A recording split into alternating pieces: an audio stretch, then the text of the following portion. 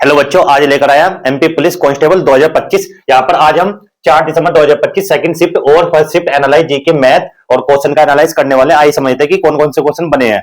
तो सबसे पहले हम देखते हैं यहाँ पर पहला प्रश्न हमारा, मध्य प्रदेश की वह नदी कौन सी है जो पश्चिम दिशा की ओर बहती है। ये वाला सेकंड शिफ्ट में पूछा गया क्वेश्चन है। तो बताना सभी बच्चे, कमेंट करना। चंबल, सोन नदी, ताप्ती या बेतवा।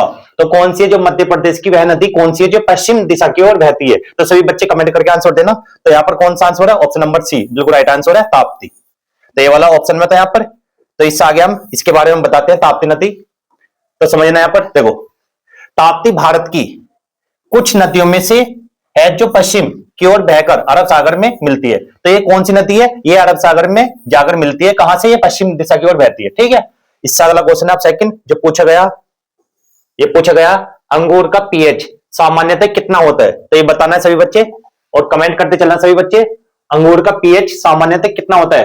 2 से 3, 6 से 7, 8 से 9 या 3 से 4। तो सभी बच्चे कमेंट करना। तो यहां पर ऑप्शन है ऑप्शन नंबर डी बिल्कुल राइट आंसर है। 3 से 4 के बीच में क्या होता है? अंगूर का पीएच मान। ठीक है, अब इसके बारे में समझते हैं। अंगूर हल्के अम्लीय होते हैं। कैसे होते हैं? जो अंगूर होते हैं वे कैसे होते हैं? हल्के अम्लीय होते हैं, इसलिए इनका पीएच लगभग 3 से 4 रहता है। इसका मतलब यहां पर समझते देखो, जो पीएच स्केल होता है वो कैसा होता है? इस तरीके का पीएच स्केल होता है जिसमें 0 से लेके 14 तक यहां पर, और उसके बाद यहां पर 7 जो ये वाले होते हैं, ये वाले क्या होते हैं? अम्लीय। 0 से लेके 7 क्या होता है? अम्लीय माध्यम, और 7 से लेके 14 तक ये क्या होता है? क्षारीय। और उसके बाद जो 7 है वो कैसा होता है? उदासीन। तो जो अंगूर होते हैं, अंगूर कैसे होते हैं?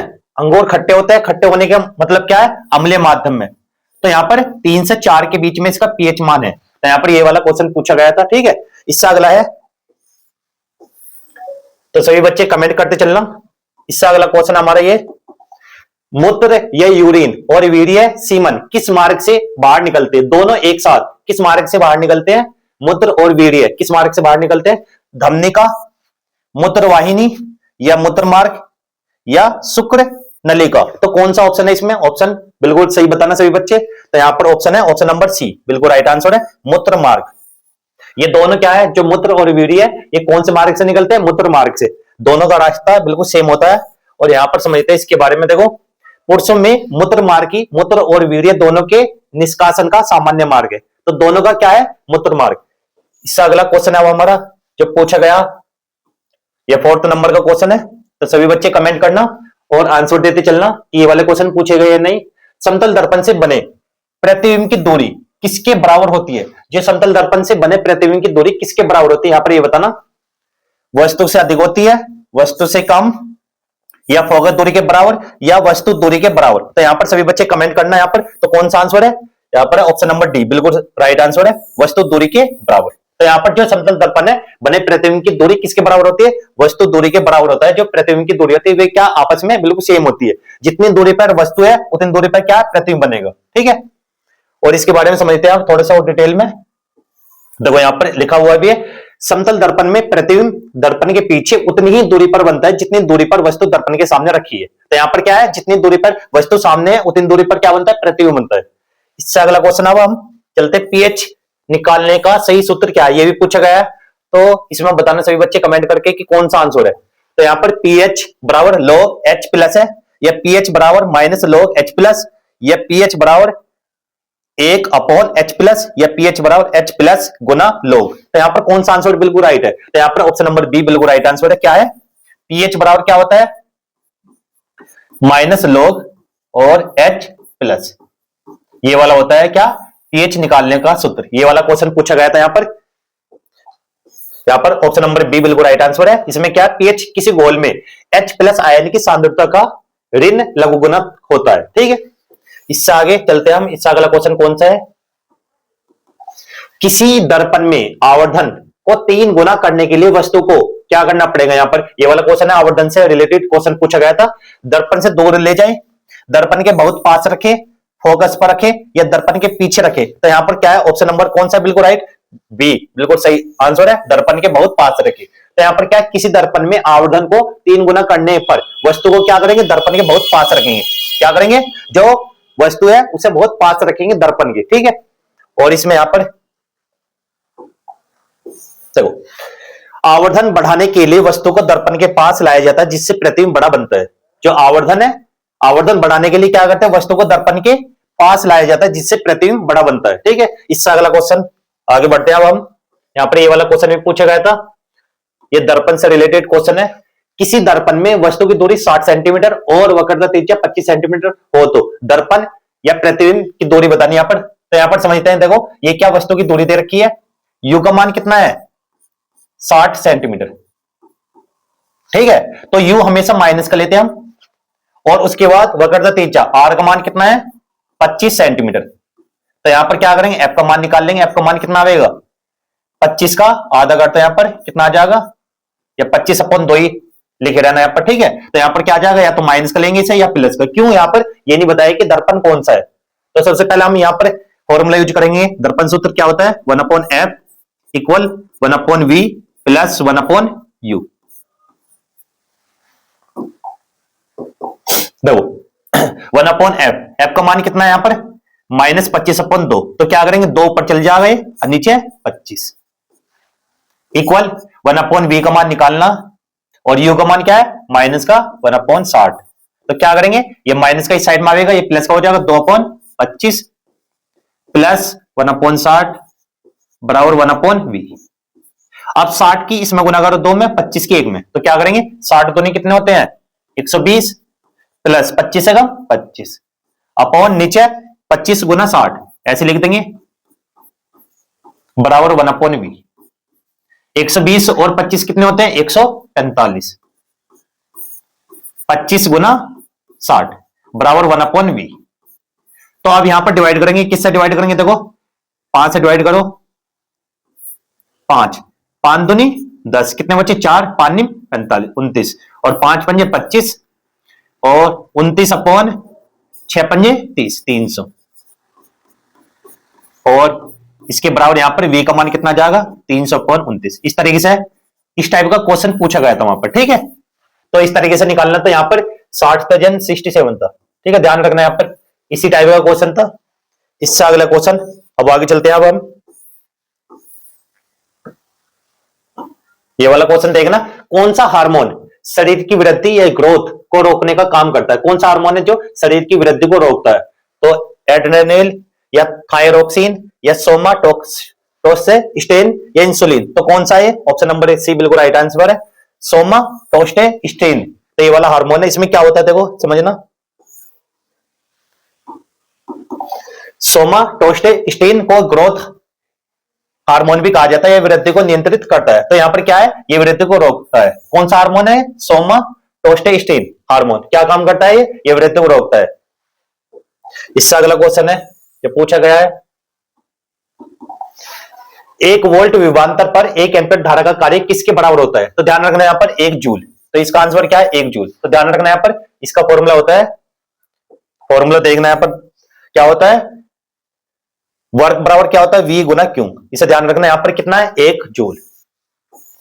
इससे अगला क्वेश्चन जो पूछा गया था, देखो किसी बेलन का आयतन ज्ञात करने के लिए था और उसका उत्तर क्या था 7 सेंटीमीटर त्रिज्या है। तो यह किस सूत्र से निकाला जाता है। तो यहां पर ये वाला क्वेश्चन था कि बेलन का आयतन दिया था, बेलन का आयतन, और क्या पूछा था हमारे से त्रिज्या, ये वाली पूछी थी त्रिज्या। त्रिज्या क्या आई थी 7 सेंटीमीटर, ये आंसर था। और आयतन क्या होता है इसका पाई आर स्क्वायर एच। तो क्या होता है पाई आर स्क्वायर एच। तो ये वाला फॉर्मूला यूज करके तब निकालना था। तो आंसर क्या था 7 सेंटीमीटर। तो ये वाला क्वेश्चन इस टाइप का पूछा गया था। इससे अगला क्वेश्चन अब हमारा ये क्या था, मेला तैया जी किस प्रदेश या क्षेत्र का प्रमुख लोक नृत्य है। पंजाब, राजस्थान, मध्य प्रदेश या गुजरात। तो कौन से का है, सभी बच्चे कमेंट करके आंसर देना, ये कौन से का है, ये है option number C Madhya Pradesh. इसमें क्या है, मेला तैयाजी मध्य प्रदेश क्षेत्र में प्रसिद्ध लोक नृत्य में से एक है। तो कहां का है, मध्य प्रदेश का कौन सा मेला तैयाजी। इससे अगला क्वेश्चन है जो पूछा गया है, 1935 के भारत शासन अधिनियम से किस बात की शुरुआत हुई। तो कौन सा कौन सा शासन अधिनियम है ये? 1935 के भारत शासन अधिनियम से किस बात की शुरुआत हुई? तो कौन सा है? सर्वोच्च न्यायालय की, प्रांतों में स्वायत्त शासन, या संविधान सभा, या दांडी यात्रा? तो कौन सा? ऑप्शन नंबर बी बिल्कुल राइट आंसर है, प्रांतों में स्वायत्त शासन। तो यहां पर क्या है? प्रांतों में स्वायत्त शासन की व्यवस्था थी। तो इसमें क्या 1935 अधिनियम ने भारत में प्रांतीय स्वशासन की नींव रखी। इससे अगला क्वेश्चन जब पूछा गया, क्या पूछा गया? शतरंज में एक खिलाड़ी के पास कितने प्यादे होते हैं? 6, 8, 10, 12। तो कितने होते हैं? सभी बच्चे कमेंट करके आंसर देना। इसमें होता है ऑप्शन नंबर बी 8। कितने होते हैं? एक खिलाड़ी के पास 8 प्यादे होते हैं और दूसरे के पास भी 8, तो टोटल कितने हो जाते हैं? 16। तो कितने होते हैं? 16 मोहरे। इससे अगला क्वेश्चन ये पूछे गए थे फर्स्ट शिफ्ट में, जितने भी बताए जाएंगे आप क्वेश्चन ये फर्स्ट शिफ्ट के हैं, ठीक है। तो यहां पर क्या क्वेश्चन? क्वेश्चन है पहला, ग्वालियर शहर में पीने के पानी की सप्लाई मुख्य रूप से किस स्रोत से होती है? सिंध नदी, तिगरा बांध, या पार्वती नदी, या शिप्रा नदी? तो कौन सा ऑप्शन है? ऑप्शन नंबर बिल्कुल सही बताना। सभी बच्चे कमेंट करके आंसर देना। तो इसका है तिगरा बांध। तो कहां से होता है? ग्वालियर शहर में पीने के पानी की सप्लाई मुख्य रूप से किस स्रोत से होती है? तिगरा बांध से। कहां से होती है? तिगरा बांध। यह कहां पर है? ग्वालियर का सबसे बड़ा व भरोसेमंद पेयजल स्रोत तिगरा जलाशय है। यही से ट्रीट होकर पानी शहर में भेजा जाता है। तो कहां से होकर? ग्वालियर से। इससे अगला क्वेश्चन, 10 और 20 का औसत कितना होगा? तो ये बताना यहां पर 10 और 20 का औसत कितना है। तो 10 और 20 का औसत कैसे निकालते हैं? 10 और 20, तो दोनों को क्या करेंगे? हम ऐड करेंगे। और कितनी संख्या है यहाँ पर? 2, तो 2 से डिवाइड कर दो। 10 और 20 30, 30 का आधा क्या हो जाएगा? 15। तो 15 इसका औसत है। तो ऑप्शन नंबर सी बिल्कुल राइट आंसर है। और बच्चे भी कमेंट करते चलना, जो भी बच्चे वीडियो देख रहे हैं। केन नदी अंत में किस नदी से मिलती है? तो ये बताना है कि जो केन नदी है वो कौन सी नदी से मिलती है अंत में? गंगा, नर्मदा, यमुना, या गोदावरी? तो कौन सी है? ये ऑप्शन नंबर सी यमुना। किससे मिलती है? यमुना नदी से मिलते हैं। कौन सी? केन नदी। तो ध्यान रखना यहां पर इस तरीके के क्वेश्चन पूछे जा रहे हैं। और इसमें केन नदी बुंदेलखंड क्षेत्र से बहकर यमुना में मिलती है। यह यमुना की सहायक नदी है। तो किसकी सहायक नदी है? यमुना की सहायक नदी है। कौन सी? केन नदी। तो ध्यान रखना, जो यमुना है वो किसकी सहायक नदी है? यह है गंगा की। ये गंगा में मिलती है, लेकिन यमुना में कौन सी आके मिलती है? केन नदी। इससे अगला क्वेश्चन अब, आरटीई अधिनियम के अनुसार किस आयु वर्ग के बच्चों को मुफ्त व अनिवार्य शिक्षा दी जाती है? कौन सा अधिनियम था ये? 3 से 8 वर्ष, या 6 से 14, और 5 से 15 वर्ष, या 4 से 12 वर्ष? तो कौन सा है? यह 6 से 14 वर्ष के बच्चों के लिए अनिवार्य। ये कौन से संविधान संशोधन में हुआ था? ये भी सभी बच्चे कमेंट करके बताना। ये 6 से 14 वर्ष। शिक्षा का अधिकार अधिनियम 2009 के अनुसार 6 से 14 वर्ष के बच्चों को निःशुल्क प्राथमिक शिक्षा सुनिश्चित की जाती है। यह आर्टिकल 21A में भी है, ठीक है। इससे अगला क्वेश्चन हमारा, यहां पर क्या धुआंधार जलप्रपात मध्य प्रदेश में कहां स्थित है? तो ये बताना कौन से, कहां पर है, कहां पर स्थित है? उज्जैन में, भेड़ाघाट, जबलपुर में, या ग्वालियर, या रीवा में? तो कहां पर है? ऑप्शन नंबर बी बिल्कुल राइट आंसर है। भेड़ाघाट जबलपुर में कौन सा धुआंधार जलप्रपात मध्य प्रदेश में स्थित है? ये कहां पर? भेड़ाघाट जबलपुर में।